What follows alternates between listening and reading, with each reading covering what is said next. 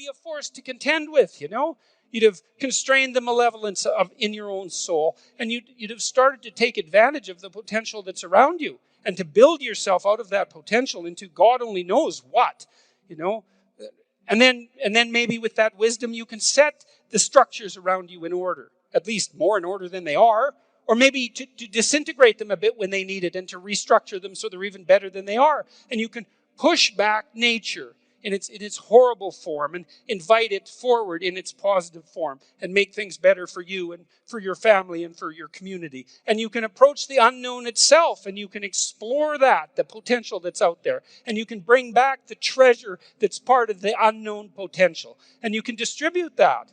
And that is what you can do. And then not only that's what you need to do, because you need to have a meaning in your life, an aim, a value structure that's of sufficient potency and magnitude to justify the limitations and the trouble that life constitutes, right? This is no trivial business that we're involved in, right? We're all in this up to our necks, literally. It's a mortal game. You're all in. And to play it wrong is to risk suffering in hell. And I'm not talking about afterlife. I'm not talking about something metaphysical. You can generate plenty of hell right here around you. Plenty. An unlimited amount. And so you can move towards that direction, or you can move towards a positive direction. And you can orient yourself. And you can learn. This is why the postmodernists are so incorrect. It's like, look, you need an aim. You need an aim. You cannot organize the way you look at the world without an aim. It's not optional. And then the question is, well, what should the aim be? Well, probably not to radically increase the amount of misery and suffering that you experience in everyone else. I mean, maybe you want to go that route,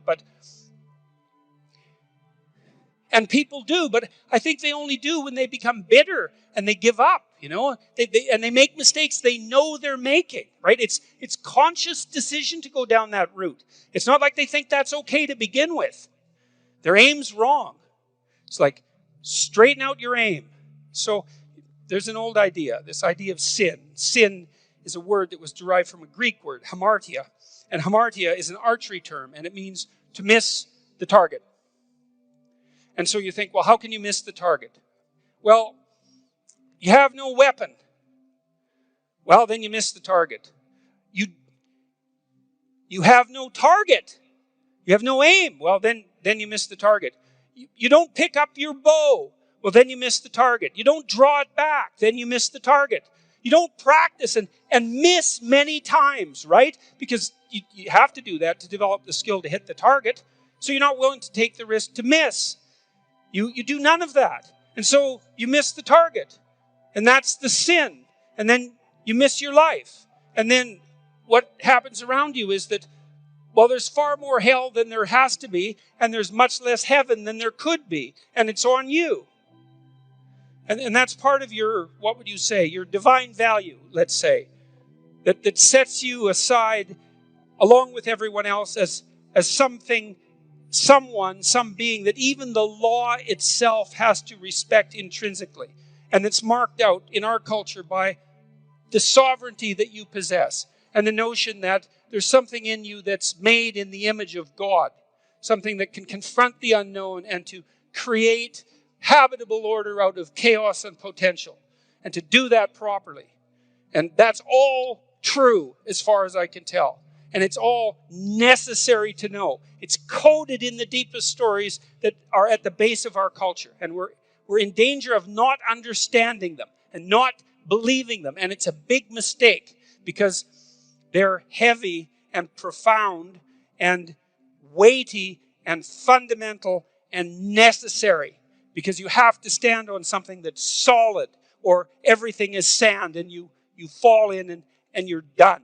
And so is everything around you.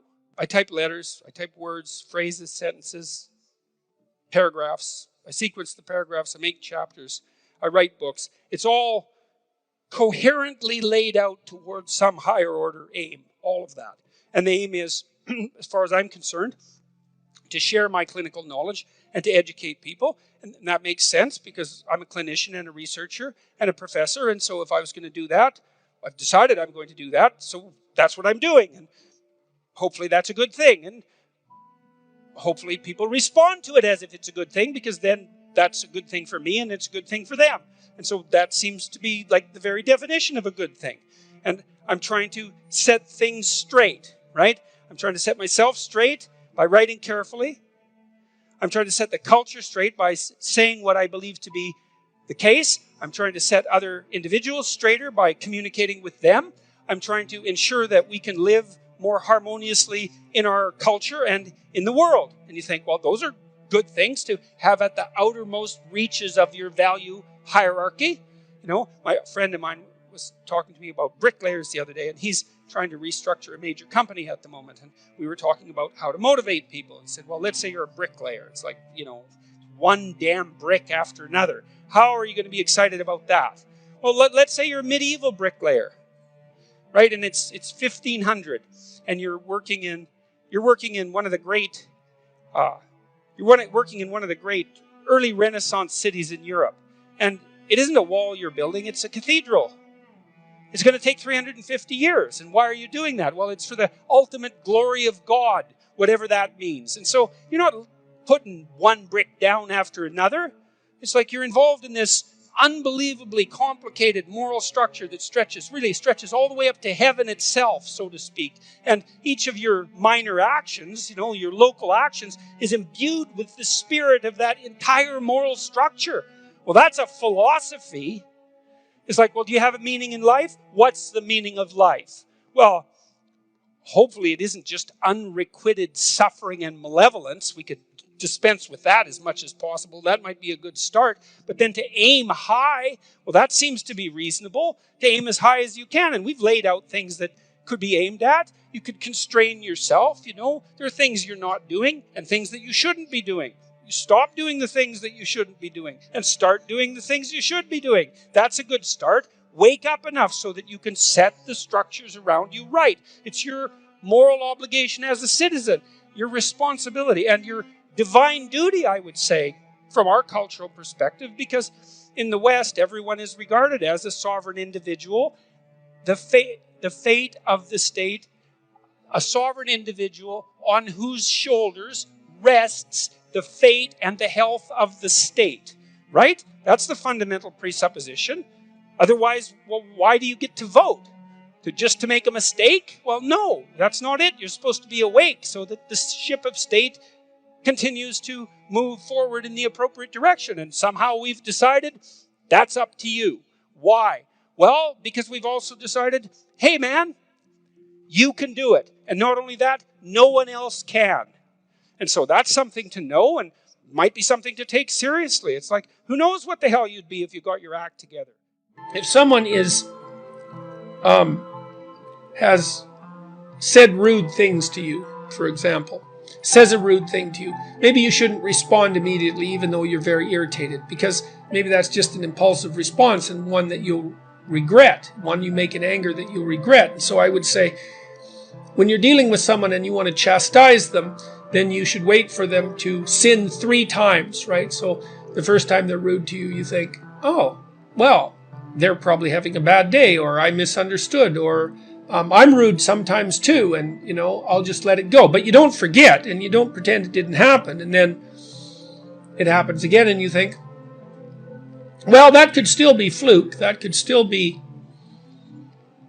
situational, so maybe I'll just hold my damn tongue, but I'll remember that, And then the third time they do it, then you think, no, 3 times, that's a pattern. And so then you can go to them and you can say, look, this happened. And then maybe they deny it. And you say, well, yeah, you can deny it, but then this happened. And maybe they deny it. And you can say, well, you can deny that, but then this happened. And, 3 times the charm. And that's a time when you should stand up for yourself and say what you have to say. Look, you have to put yourself in a position where you can say what you have to say. You have to think it through. You have to have a plan. And you can't just launch yourself off the edge of a cliff and hope that God's going to catch you on the way down. And it's definitely the case that if you have something to say, like if you're being oppressed at work, if you've got some, horrible tyrant as a boss, or maybe that's happening to you in your marriage, or maybe you're the horrible tyrant, God only knows. There's things that have to be said, but that doesn't mean you can just blurt them out.